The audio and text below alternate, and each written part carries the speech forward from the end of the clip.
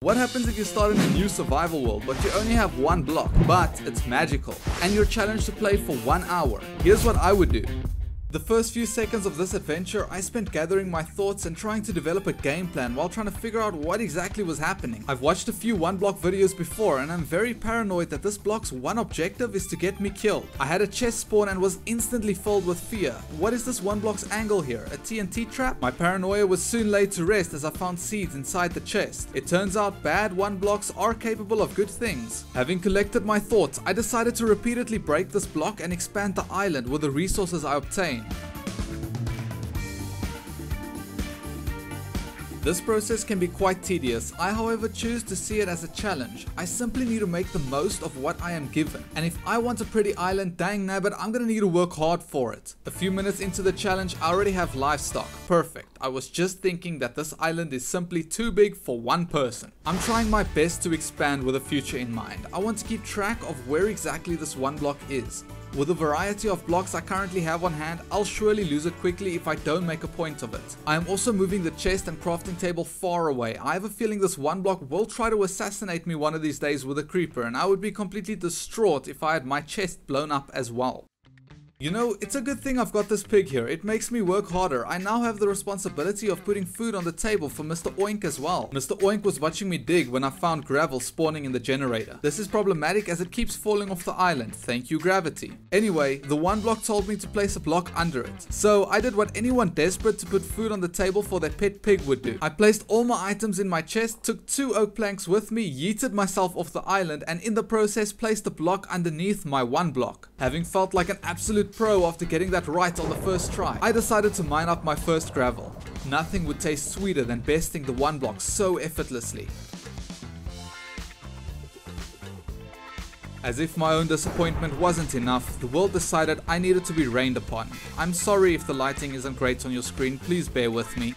Would you look at that, I finally reached my first phase, the plains. To be completely honest, I thought I was already in the first phase. The fact that this was just the introduction kind of scares me. The plains provide me with exceptional amounts of wood, food and animals. I also managed to get azaleas out of a chest. I'm not sure what I'll be doing with that.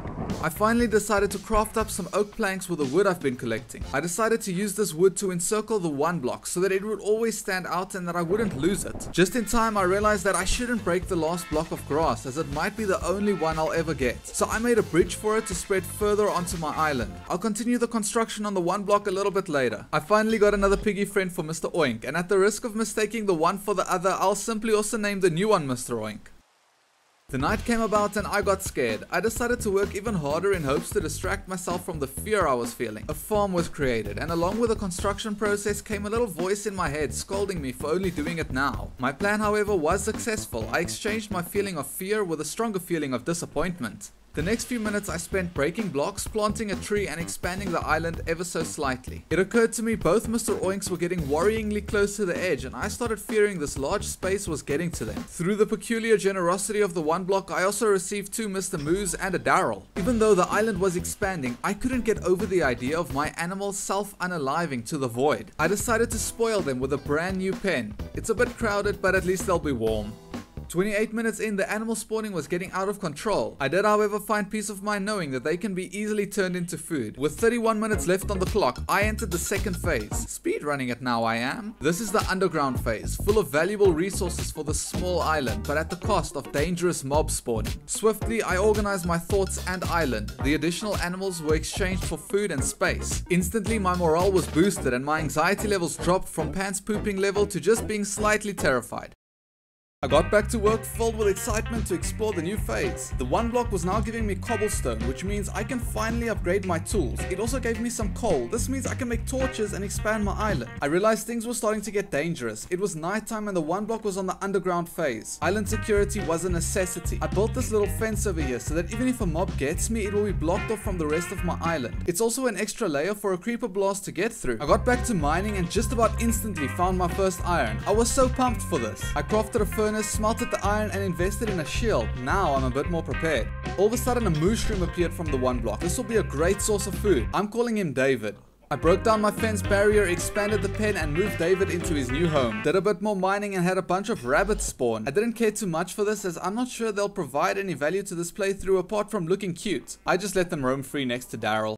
I mined with more intent than ever, but was stopped by the zombie that asked me about my car's extended warranty. Filled with confusion, I pressed on, but was interrupted yet again, this time by a spider. I yeeted him off the island. Your web's not so cool now, is it? With 14 minutes left on the clock, I decided to take a break and work on some island renovations, but got back to work shortly, and at the 13-minute mark, I had the biggest jump scare of my life. But I held my cool and let gravity do the rest. I decided to improve my mining setup. Now I can just yeet whatever spawns off the island if I'd like to. These walls basically act as a funnel for the mobs, and all I have to do is smack them. At the 10-minute mark, I realized how foolish I was. I've been mining cobblestone for a while and have enough to upgrade my setup. Cobblestone is surely much more blast resistant than these oak planks. Back to mining for me, and just as quickly as I started, I was interrupted yet again by another David. I moved him into his pen and did some more mining. However, I couldn't get over the clock ticking in my brain and the realization that my island looked pathetic. I theoretically put down my pickaxe and picked up some blocks. For the last 5 minutes of this challenge, I will be the best builder your eyes have ever seen. I increased the size of my platform and lit it up as to avoid any further car extended warranty offers. It was then time to allocate an area to my tree farm, so I started placing in dirt at very specific places. I wanted my island to look organized. With my normal farm and tree farm organized, I built a cobblestone frame around my platform, almost adding the illusion of structural strength. Personally, I just think it looks nice. With the time counting down, I just managed to finish my task in time. I had 1 hour to turn 1 block into the island I currently have. Please remember to like the video and subscribe if you think I did well. I've also got an exciting hardcore series you can follow as well as a border expanding series.